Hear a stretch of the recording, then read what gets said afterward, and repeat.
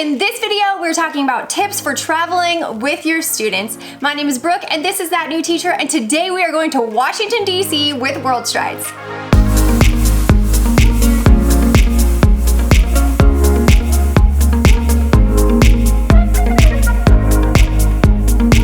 It's the U.S. Capitol! A trip like this could take so much effort and planning. You have students that you are responsible for, and they need a place to stay. They need a place to eat. They need things to see and things to learn.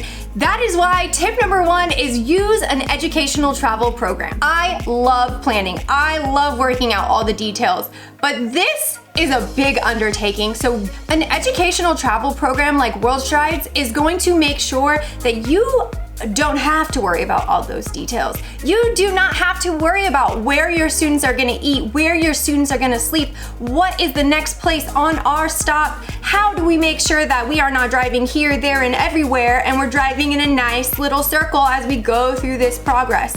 You can definitely have a trip like this without using an educational travel program, but that puts so much responsibility onto the teacher that it would make it very difficult to enjoy the experience and bring a full experience to your students. For example, while I was at the FDR Memorial, I learned about how each segment of the memorial is for a term of his presidency, and that the water features are a metaphor for each term of his presidency. I would have never known that without doing extreme thorough research before my arrival, and then having to be able to express that to my students and teach them along the way. By using an educational travel program, the teacher doesn't have to know everything before we arrive. They get to learn and enjoy the experience together. For tip number two, let's talk about some of the things to pack that you might not normally think about. Now, I'm sure you can find some kind of packing list online, but it might not come from the teacher's perspective when traveling with so many students. Here are some of the things that I have found to be really helpful on a trip with lots of students. One of the things that's really helpful to pack is some kind of easy identification. This might be matching shirts, so that if you look out on the travel day where you're all in the airport and you can really see, hey, that's my student, that's my student. So a matching shirt on a day where you're going on a long journey might be just what you need to help you keep organized and safe during your trip. Another idea is a ribbon or a piece of tape to identify all of the different pieces of luggage.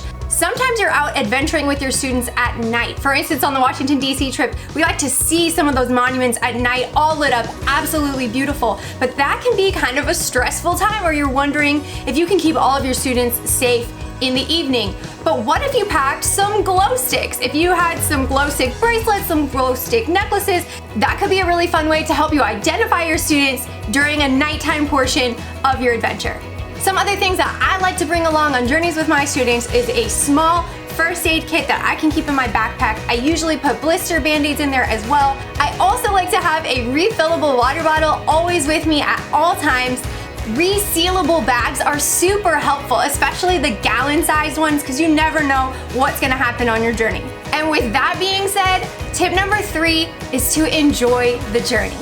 These are the best moments you will have as a teacher with your students. Those ones that happen outside of the classroom are sometimes the most memorable, unforgettable experiences that you will have. So be present, live in the moment, learn and grow right alongside your students. The students will follow your lead. So if you're sitting back and soaking up every moment and every experience, they will too. And this is just another reason why I love WorldStrides. They take care of all of the planning, all of the details, and that allows me to be more present.